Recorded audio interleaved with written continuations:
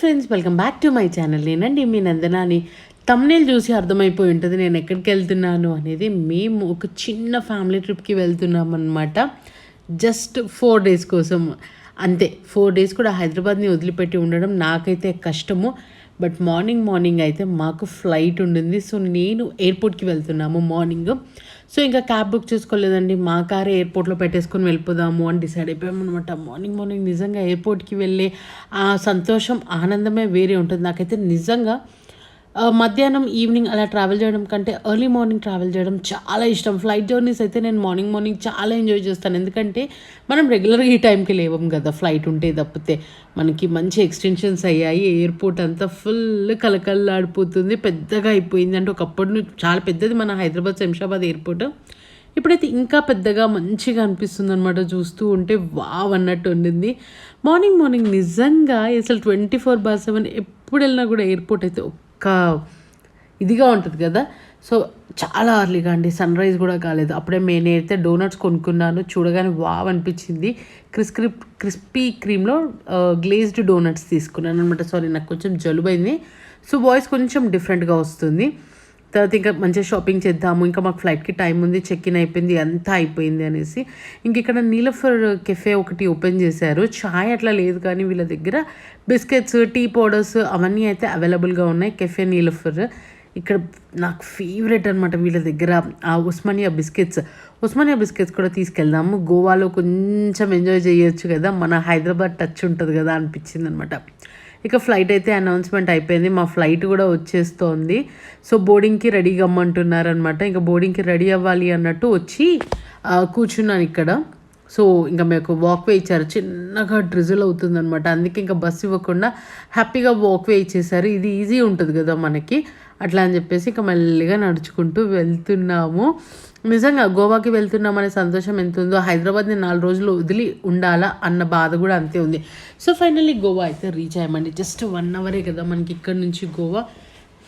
అక్కడికి వెళ్ళే వరకు కూడా ఇంకా కంప్లీట్గా తెల్లారలేదన్నమాట. అంటే మేము 7:30 వరకేమో రీచ్ అయిపోయాము గోవాకి. మంచిగా కొత్త గోవా ఎయిర్పోర్ట్, అంటే కొత్తగా ఎయిర్పోర్ట్ అక్కడ కన్స్ట్రక్ట్ అయ్యాక ఫస్ట్ టైం వెళ్తున్నాను అనమాట. పాత ఎయిర్పోర్ట్ ఉన్నప్పుడు చాలాసార్లు వెళ్ళాము, బట్ ఇది కొత్త ఎయిర్పోర్ట్ అంట, మనోహర్ గోవా అనే ఎయిర్పోర్ట్. ఇంకా మంచిగా వర్షం, అసలు 4 రోజులు ఉంటే 4 రోజులు వర్షంలో తడిసి ముద్దయ్యాము అంటారు కదా, అట్లా ఉండింది పరిస్థితి. బట్ అందులో కూడా గోవా చాలా బాగుందండి. గ్రీనరీ అయితే అబ్బబ్బబ్బా పిచ్చెక్కిచ్చిపోయారు. అంటే గోవాకి నార్మల్గా ఇట్లా స్పెండ్ చేయడానికే వెళ్తాం కదా, భలే అనిపించింది. ఇంకా మేము హోటల్కి వెళ్ళాము. నా హోటల్ రూమ్ అదంతా మీకు చూపిస్తాను.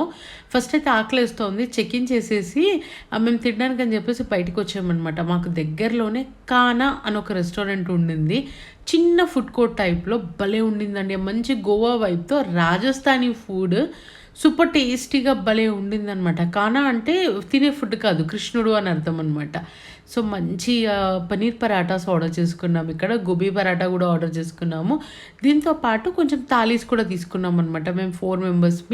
సో 2 పరాటాస్ 2 థాలీస్ తీసుకున్నాము. సో షేర్ చేసుకోవచ్చు కదా, అన్నీ టేస్ట్ చేసినట్టు ఉంటుంది కదా అన్నట్టు అనిపించింది. ఇవన్నీ తీసుకొని కూల్ డ్రింక్ కూడా తీసుకొని ఇంత చేస్తే బిల్ ఎంత అయిందో తెలుసా, 870 rupees. అసలు రోటీస్ అయితే అల్టిమేట్ ఉన్నాయండి. ఇక మా హోటల్ నుంచి మేము తిన్న ఫుడ్ ప్లేస్ చాలా దగ్గర, అండ్ అక్కడి నుంచి మనకి బీచ్ కూడా చాలా దగ్గర అనమాట. Just 5 minutes.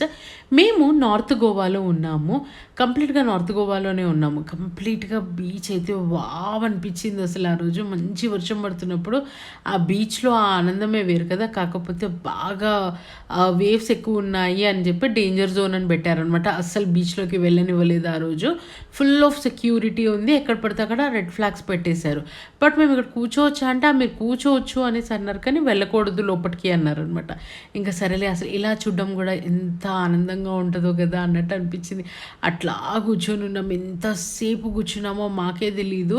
ఎవ్వరు లేరండి బీచ్లో. అంత ప్రశాంతంగా ఉండడం కూడా చాలా మంచిగా అనిపించింది. ఇక ఇది మా హోటల్ నుంచి బీచ్కి వెళ్ళే రూట్ అనమాట. ఇలా ఉండిందండి రూట్ అంతా కూడాను. భలే ఉంది కదా, చూస్తూ ఉంటేనే బాగా అనిపిస్తుంది కదా. నిజంగా అసలు నేచర్ ఇంత బావుంటదా అన్నట్టు అనిపిచ్చింది. అంత క్రౌడ్ ఉన్నా కూడా సిటీని మాత్రం పాడు చేయట్లేదు. ఇంకొచ్చేటప్పుడు ఇక్కడ ఒక కెఫే కనిపించింది. ఇక్కడ కోల్డ్ కాఫీ తాగుతూ కూర్చున్నాము. వచ్చి వెళ్ళే వాళ్ళని చూస్తూ భలే అనిపించిందండి. చాలా హాయిగా అనిపించింది. ఇక హోటల్‌కెళ్ళి కాసేపు పడుకున్నాము. కాసేపు పడుకొని ఈవినింగ్ మా హోటల్ పైకి వెళ్తే పైనుంచి వ్యూ అనమాట. అక్కడ బీచ్ కనబడుతోంది. ఇదంతా కూడా హోటల్‌లో వ్యూ. ప్రతి ఇంట్లో, ప్రతి హోటల్‌లో ఒక 10, 20 కొబ్బరి చెట్లున్నాయక్కడ. అసలు వాళ్ళు ప్రతి కర్రీలో కొబ్బరి వేసుకుంటారంట. సో, ఇంక మాకు పైన 6థ్ ఫ్లోర్‌లో స్విమ్మింగ్ పూల్ ఉన్నట్టుంది. ఇదంతా స్విమ్మింగ్ పూల్. అసలు వర్షం పడుతుంటే అలా కూర్చొని చూడడం కూడా ఎంత బాగా అనిపించింది అంటే, ఆ స్విమ్మింగ్ పూల్‌ని చూస్తూ ఉంటే కూడా వావ్ అన్నట్టు నా ఫీలింగ్. ఇక మెల్లిగా షాపింగ్‌కెళ్దాము, టీ తాగుదాము, హోటల్‌లో కూడా తెప్పించుకోవచ్చు కానీ లేదు బయట ఎక్స్‌ప్లోర్ చేయాలి అన్నట్టు అనిపించిందనమాట. సో, అలా వెళ్ళేసి లిటరల్లీ అన్ని బ్రాండెడ్ చెప్పులే 300, 250కి బ్రాండెడ్ చెప్పులు కొన్నాము. గాగుల్స్ కూడా జస్ట్ 100 రూపీస్‌కి కొనుక్కున్నాము. వాళ్ళు చెప్పడం 200 చెప్పారు. 100కి ఇస్తావా అని ఏదో ఫ్లూక్‌లో అడిగాను. ఇచ్చేస్తా అన్నారండి. తీసేసుకున్నాను. 100 రూపీస్‌కి ఎంత బాగున్నాయి కదా! మంచి బ్రాండెడ్ లానే అనిపించింది. ఇక అక్కడ పావ్ బాజీ తీసుకున్నామండి. పావ్ బాజీ కూడా సూపర్ ఉండింది. వడాపావ్ తీసుకున్నాము. అంతే వరస్ట్‌గా ఉండింది. బట్ పావ్ బాజీ మాత్రం బాగుండింది. ఇక్కడ ఇంకా అక్కడ ఇంకా మగవాళ్ళు మా హస్బెండ్స్ ఉంటారు కదా! లిక్కర్ షాప్ చూడగానే ఆగుతారా? వాళ్ళు పరిగెత్తుకుంటూ వెళ్ళిపోయారు. సరే చూద్దాం మనం కూడా ఏముంటది ఈ లిక్కర్ షాప్‌లో అని చెప్పేసి వెళ్ళాము.